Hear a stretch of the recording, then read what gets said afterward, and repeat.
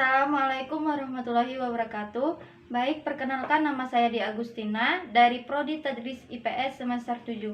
Baik, sebelumnya yang saya hormati Bapak Dr. Andes Soekarno MPD selaku dosen penguji kompre dalam bidang keguruan. Baik, saya akan memulai materi yang pertama, yaitu tentang kemampuan memahami undang-undang pendidikan yang berhubungan dengan sistem pendidikan nasional. Yang pertama, Undang-Undang Sisdiknas nomor 20 tahun 2003 bab 1 pasal 1 ayat 1.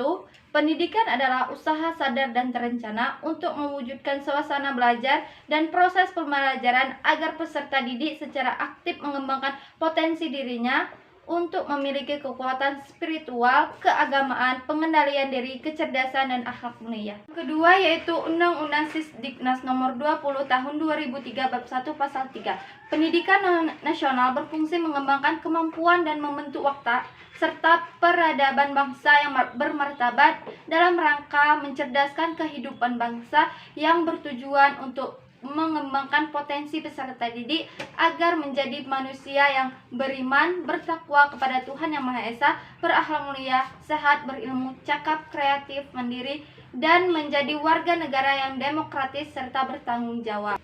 Yang ketiga yaitu Undang-Undang Sisdiknas nomor 20 tahun 2003 bab 9 pasal 39 tentang tenaga kependidikan bertugas melaksanakan administrasi pengelolaan, pengembangan, pengawasan, dan pelayanan untuk menunjang proses pendidikan pada satuan pendidikan.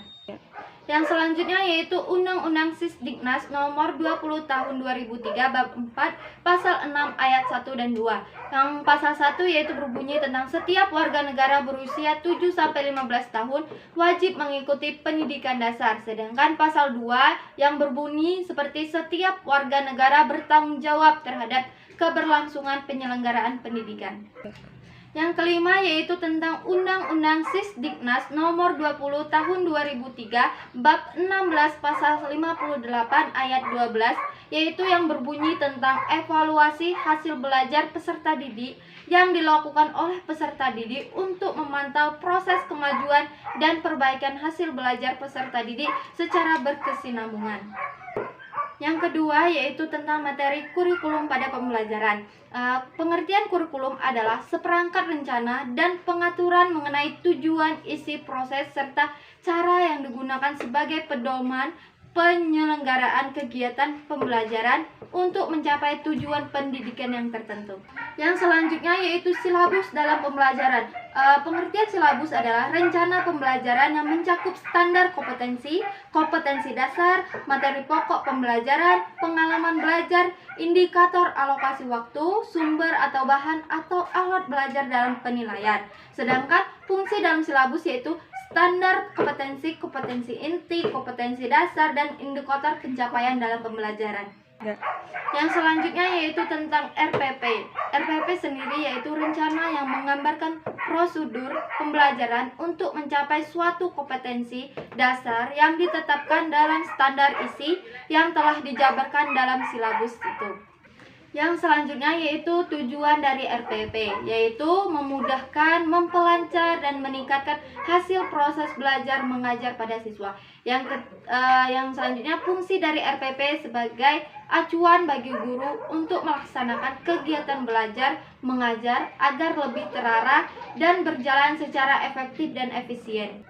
Baik, yang selanjutnya yaitu materi ketiga yaitu tentang metodologi pembelajaran. Yang pertama yaitu ilmu yang membahas cara yang paling efektif dan efisien yang digunakan guru dalam menyajikan materi dalam kegiatan proses pembelajaran di kelas.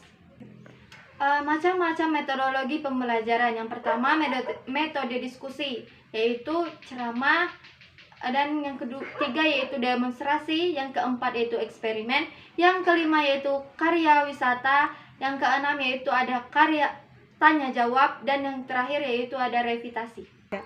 Yang selanjutnya yaitu tentang media pembelajaran. Media pembelajaran adalah alat atau pesan yang dapat merangsang pikiran, perasaan dalam kemauan peserta didik sehingga dapat mendorong terciptanya proses belajar pada diri peserta didik.